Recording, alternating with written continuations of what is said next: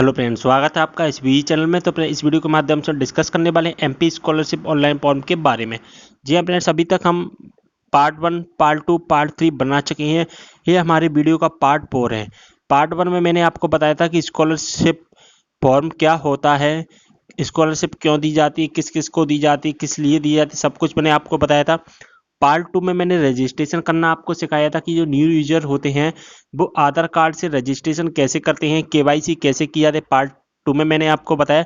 और पार्ट 3 में मैंने आपको लॉगिन आईडी, जो आपको पार्ट 2 में रजिस्ट्रेशन करते हैं लॉगिन आईडी मिली थी, वो मैंने पार्ट 3 में आपको लॉगिन करके बताया था कि लॉगिन कैसे होता है।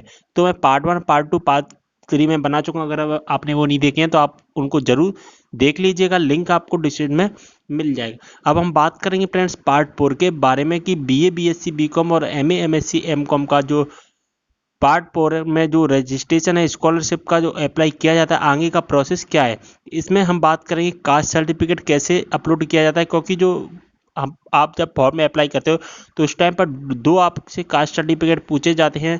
एक डिजिटल कास्ट सर्टिफिकेट है, एक नॉर्मल कास्ट सर्टिफिकेट। तो उनमें से आपको कौन सा लगाना है, बैंक अकाउंट की जो डिटेल्स होती है वो कैसे बननी है, income certificate, fees receipt, last marksheet कैसे अपलोड करना है, यानी कि आपके जो डॉक्यूमेंट्स होते हैं वो आपको कैसे अपलोड करना है। सारा का सारा हमको सब कुछ वीडियो के माध्यम से देखेंगे। तो जो भी मेरे चैनल पहली बार विजिट करें, रिक्वेस्ट करूंगा चैनल को सब्सक्राइब कर लेना होगा, साथ ही बेल आइकन को दबा लेना और वीडियो को अभी से लाइक कर दीजिए। अगर आपको कोई प्रॉब्लम आती है तो प्लीज़ मुझे कमेंट करके ज़रूर बताना। तो फ्रेंड, अब मैं आपको ले चलता हूँ ऑफिशियल वेबसाइट पर। तो फ्रेंड्स, इससे पहले वाली वीडियो जो पार्ट 3 मैंने बनाई थी उसमें मैंने आपको अपलोड फोटो करना आपको सिखा दिया था। अपडेट समग्र आईडी, यानी कि समग्र आईडी कैसे अपडेट की जाती है वो मैंने आपको बता दिया था। वोटर आईडी कैसे अपडेट की जाती है वो भी आपको बता दिया था। अगर आप अपनी पर्सनल डिटेल्स होती है, नाम, डेट वगैरह, और जो एड्रेस होता है, एड्रेस वगैरह जो भी आप चेंज करना चाहती है वो एड्रेस पर्सनल डिटेल्स के माध्यम से मैंने आपको चेंज करना बता दिया था। लेकिन अब आगे की वीडियो हम इस वीडियो में हम पार्ट 4 में डिस्कस करेंगे कि कास्ट सर्टिफिकेट कैसे अपलोड किया जाता है, डिजिटल कास्ट सर्टिफिकेट कैसे किया जाता है, या इन दोनों में से कौन सा सर्टिफिकेट आपको अपलोड करना है, या दोनों सर्टिफिकेट जो कि आपको अपलोड करनी है।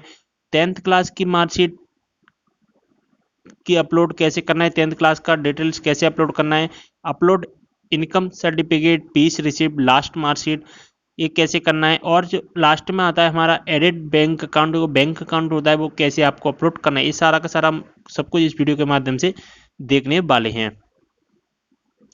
तो पहले सबसे पहले हम बात करेंगे कास्ट सर्टिफिकेट के बारे में कि आपको कास्ट सर्टिफिकेट कैसे अपलोड करना है। यानी कि जो नॉर्मल कास्ट सर्टिफिकेट होता है, जैसे कि आप यहाँ पर देख पा रहे हैं साइड में अपलोड कास्ट सर्टिफिकेट, जैसे ही आप इस ऑप्शन पर ओके करोगे आपके सामने इस ऑप्शन आ जाएगा। अगर आपके पास अगर आपके पास में कास्ट सर्टिफिकेट है, और जो इन दोनों में से सबसे पहले आपको मैं अच्छे से समझा देता हूँ, अपलोड कास्ट सर्टिफिकेट और एक अपलोड डिजिटल कास्ट सर्टिफिकेट, इन दोनों में से आपको कौन सा सर्टिफिकेट अपलोड करना है।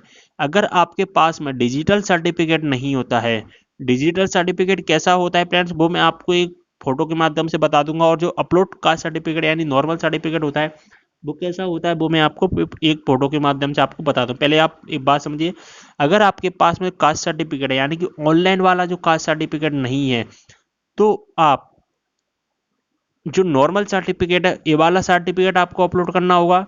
और अगर आपके पास में नॉर्मल सर्टिफिकेट नहीं है, यानी कि जो पहले बनते थे ऑफलाइन बनते थे, जो ऑनलाइन नहीं बनते थे, अगर आपके पास ऑफलाइन बना है तो यहाँ पर अपलोड कास्ट सर्टिफिकेट पर ओके करना है। अगर आपके पास में डिजिटल सर्टिफिकेट है यानी कि जो ऑनलाइन बनते हैं आजकल, अगर वो वाला सर्टिफिकेट है तो आपको यहाँ पर ओके कर देना होगा। ठीक है, तो सबसे पहले हम अपलोड कास्ट सर्टिफिकेट पर ओके करेंगे तो हमारे सामने आ जाएगा ऐसा ऑप्शन, और यहाँ पर आपको दिखाई देगा इंस्ट्रक्शन। सबसे पहले आपके जाति प्रमाण पत्र की स्कैन की गई फोटो कॉपी जेपीजी फॉर्मेट केवल यहाँ से अपलोड करें। स्कैन कॉपी का चाहे 100 KB से अधिक का नहीं होना चाहिए, यानी कि आप अपना जो फोटो अपलोड करते हैं जाति प्रमाण पत्र का वो 100 KB से ज़्यादा का नहीं होना चाहिए। कौन सा अपलोड करना पड़ेगा आपको, ऑफलाइन वाला। तो ऑफलाइन वाले में अपलोड करने के बाद में यहाँ से आपको जो जिला होता है वो आपको अपना जिला चुन लेना होगा, जैसे मैंने चुन लिया है। इसके बाद में जारी किया गया स्थान, यानी कि किसके द्वारा जारी किया गया है, एसडीएम महोदय के द्वारा, जनपद जिसके द्वारा जारी किया गया है वो यहाँ पे आपको सिलेक्ट कर लेना होगा। पुस्तक क्रमांक डाल देनी होगी। पुस्तक क्रमांक कहाँ पर मिलेगी मैं आपको बता दूंगा, प्रकरण क्रमांक डाल देना होगा। और कब आपका जो बना है प्रकरण वर्ष जो आपको डाल देना होगा, प्रमाण पत्र क्रमांक डाल देना होगा, और जो कब जारी किया गया है वो आपको यहाँ पर डाल देना होगा। इसके बाद में थोड़ा सा नीचे आओगे आप, तो थोड़ा सा नीचे आने के बाद में यहाँ पर आपका जो नेम होगा वो आपको दिखाई दे जाएगा, जो भी आपका डाटा डालने के बाद में। इसके बाद में यहाँ पर अपना जो स्कूल का नेम है वो डाल दीजिए, अपना जो तहसील, और जो भी आपका जो जाति है वो यहाँ पर डाल देना होगा, और यहाँ पर जो क्रमांक वगैरह वो सब कुछ आपको डाल दीजिएगा। इसके बाद में अपलोड करें, यहाँ से आप अपलोड कर देना होगा, और यहाँ पर आपका जो यहाँ पर मोबाइल नंबर आएगा, यानी कि जो भी आपका मोबाइल नंबर डला होगा उस मोबाइल नंबर पर अलर्ट जाएगा, और यहाँ पर रिमार्क्स या विशेष में आपको एनी लिख देना है, यानी कि नन, यानी कि कुछ नहीं, और यहाँ से आपको अपलोड सर्टिफिकेट पर ओके कर देना होगा।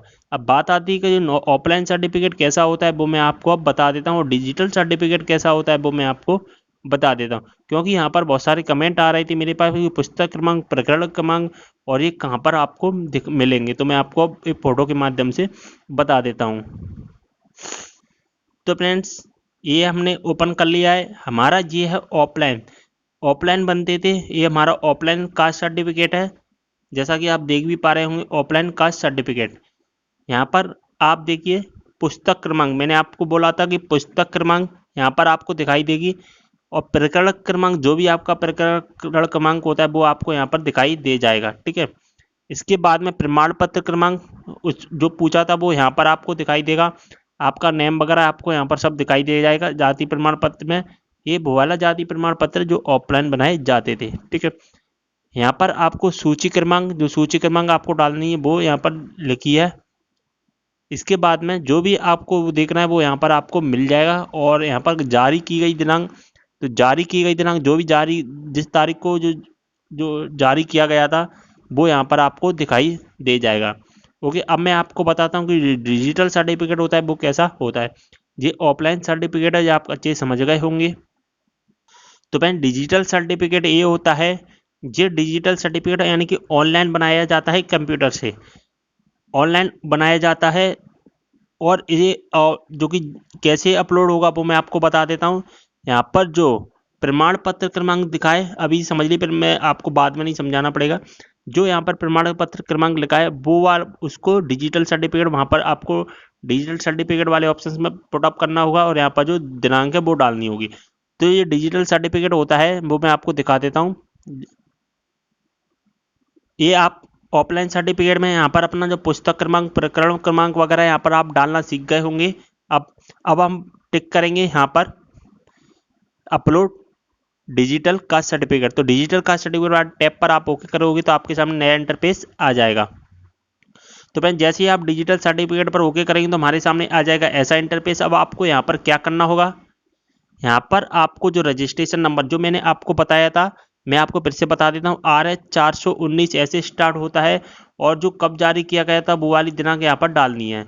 और इसके बाद में यहाँ पर जो सर्च दिखाई दे रहा है यहाँ पर आपको कर देना होगा सर्च पर ओके। तो फ्रेंड्स, रजिस्ट्रेशन नंबर और जो डिस्पोज डेट डालने के बाद में यहाँ हमारे सामने आ जाएगा ऐसा इंटरफेस, यानी कि इस रजिस्ट्रेशन नंबर से जो भी डाटा होगा वो यहाँ पर शो करने लगेगा। और इसके बाद में आपको सेव डिटेल्स पर ओके कर देना होगा। अगर आप अपना जाति प्रमाण पत्र देखना चाहते हैं तो डिजिटल सर्टिफिकेट यहाँ से आप शो कर सकते हैं, ठीक है। और अब बात आती है कि upload caste certificate. Upload caste certificate में आपको अपलोड करना होता था, लेकिन इसमें आपको अपलोड नहीं करना है। यहाँ पर आपको रजिस्ट्रेशन नंबर डालकर ही आपका जो कि ऑटोमेटिकली आ जाता है। अगर आपके पास ऑनलाइन नहीं है तो आपको यहाँ ऑफलाइन अपलोड कास्ट सर्टिफिकेट पर ऑप्शन पे ओके करना पड़ेगा, तो आपको अपडेट डिजिटल कास्ट सर्टिफिकेट का ऑप्शन यूज नहीं करना है।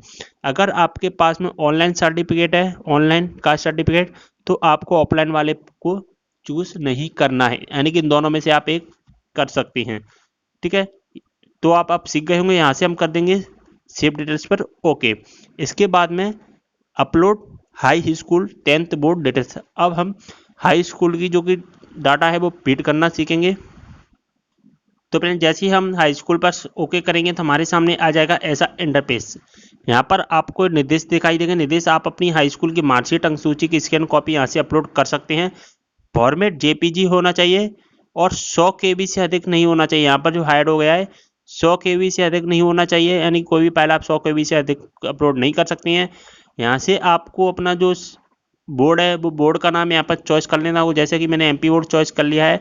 आपने 10th क्लास जब कब पास आउट किया था, किस ईयर में पास आउट किया था, वो यहाँ पर डालना है। अपने जो स्कूल का नेम डाल देना होगा और आपकी जो 10th की मार्कशीट का जो रोल नंबर होता है वो आपको यहाँ पर डाल देना होगा।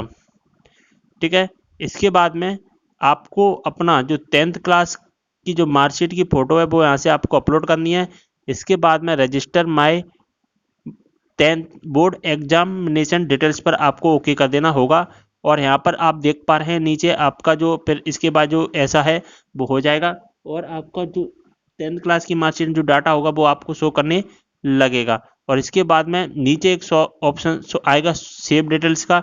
जैसे ही आप यहाँ से आपकी जो फाइल है वो आप चूज कर लोगे तो आपके सामने आ जाएगा सेव डिटेल्स का ऑप्शन, यानी कि सेव डिटेल्स का आता है या फिर register my 10th board exam details पर आप ओके करोगे तो जो आपकी जो डाटा है वो सेव हो जाएगा।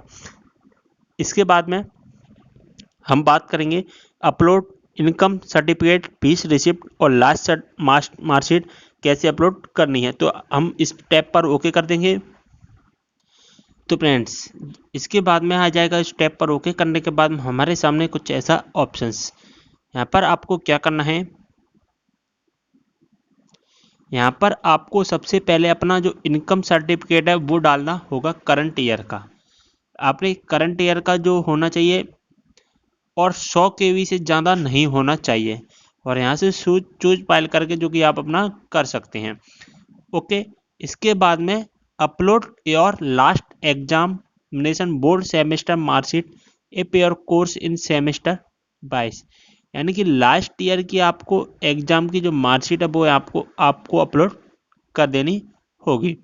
लास्ट ईयर की, जैसे कि आपने 12th अगर BA BSc BCom का फॉर्म भर रहे हैं तो आपको 12th क्लास की मार्कशीट अपलोड करनी होगी। अगर आप MA MCom MSc का कर रहे हैं तो आप इससे पहले जो कि आपने जो भी किया है वो आपको अपलोड कर देना होगा यहाँ से। इसके बाद में अपलोड और करंट ईयर फीस स्लिप। आपको जो फीस की जो स्लिप मिलती है वो फीस स्लिप यहाँ पर अपलोड कर देनी होगी। जो आपको कॉलेज से फीस स्लिप मिली थी वो फीस स्लिप यहाँ पर आपको अपलोड करनी होगी। 100 KB से ज़्यादा किसी का भी साइज नहीं होना चाहिए। 100 KB से ज़्यादा का आप रखते हैं तो आपकी जो फाइल है वो अपलोड नहीं होगी। इसके बाद में आपको यहाँ से अपलोड पर ओके कर देना होगा। जैसा कि आप देख पा रहे हैं यहाँ पर सेव ऑल एबव डिटेल्स, यानी कि आपको अपनी सारी की सारी जो डिटेल्स है वो सेव करनी होगी अपलोड करने के बाद में। यानी कि इसका क्या मतलब है, आपको किसी, आप सोच रहे होंगे आप तीनों में से किसी एक को अपलोड कर दें, तो ऐसा नहीं है। आपको तीनों की तीनों जो फाइलें हैं, तीनों डॉक्यूमेंट वो आपको अपलोड करने होंगे। इसके बाद में हम देखेंगे कि बैंक अकाउंट डिटेल्स बुक कैसे फिल की जाती है। तो फ्रेंड बैंक अकाउंट वाले टैब पर जैसे ही आप ओके करेंगे, जैसा कि आप यहाँ पर देख पा रहे हैं edit bank account, edit bank account वाले टैब पर आप ओके करोगे तो हमारे सामने आ जाएगा कुछ ऐसा इंटरफेस।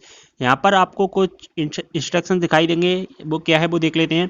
कृपया अपना Aadhaar seeded bank account number update करें। अगर आपका bank account number Aadhaar seeded नहीं है तो अपनी बैंक ब्रांच में जाकर इसको आधार सीडेड करवा लें। यानी आपका जो आधार नंबर है और आपका जो अकाउंट नंबर अगर वो आधार कार्ड से अपडेट नहीं है तो आपको अपना जो बैंक अकाउंट है वो आधार कार्ड से अपडेट करवा लेना होगा। तभी आप अपना जो आधार कार्ड अपना जो अकाउंट है वही अकाउंट यहाँ पर डालना है जो आपका आधार कार्ड से अपलोड है। इसके बाद में IFSC, जो भी आपका IFSC कोड है वो यहाँ से डाल दीजिए और यहाँ पर आपको कर देना होगा शो बैंक डिटेल्स। जैसे ही आप शो बैंक डिटेल्स पर ओके करोगे तो आपकी जो बैंक की डिटेल्स है वो यहाँ पर शो करने लगेगी।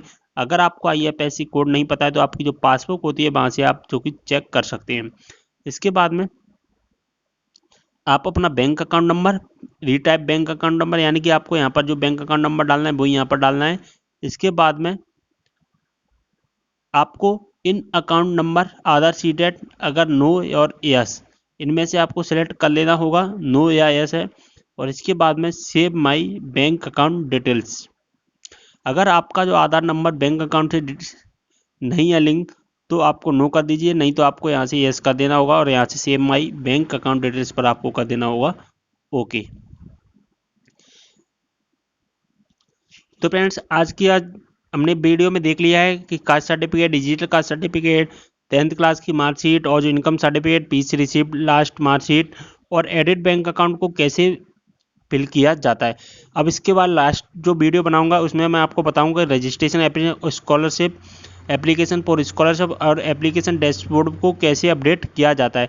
क्योंकि अगर इस वीडियो बताऊंगा तो वीडियो बहुत ज़्यादा लंबा हो जाएगा, तो हम इनके बारे में लास्ट वीडियो में बात करेंगे। यानी कि हमारा जो वीडियो होगा पार्ट 5 पार्ट 5 के नाम से हम बात करेंगे पार्ट 5 में इन दोनों के बारे में। क्योंकि जो पार्ट 5 वो अगर इस वीडियो में बात करें तो वीडियो बहुत ज़्यादा लंबा हो जाए, क्योंकि जो रजिस्टर एप्लीकेशन फॉर स्कॉलरशिप है इसमें बहुत ज़्यादा समझाने वाली बात है। तो मैं आपको उन बातों को पूरा डिटेल्स में समझाऊंगा, तो आपको थोड़ा सा वेट कीजिए, मैं पार्ट 5 जल्दी ही लेकर आऊँगा। अगर आपने अभी तक पार्ट 1, पार्ट 2, पार्ट 3 नहीं देखे हैं तो उनको देख लीजिएगा, लिंक आपको डिस्क्रिप्शन में मिल जाएगा। ठीक है फ्रेंड्स, उम्मीद कर रहा हूँ आपको अच्छे से समझ में आ गया होगा। तो प्लीज़ यार वीडियो को लाइक कर दीजिए, अगर कोई प्रॉब्लम होती है तो कमेंट करके जरूर बताना। चलिए दोस्तों, वीडियो को करते हैं समाप्त और मिलते हैं नेक्स्ट वीडियो के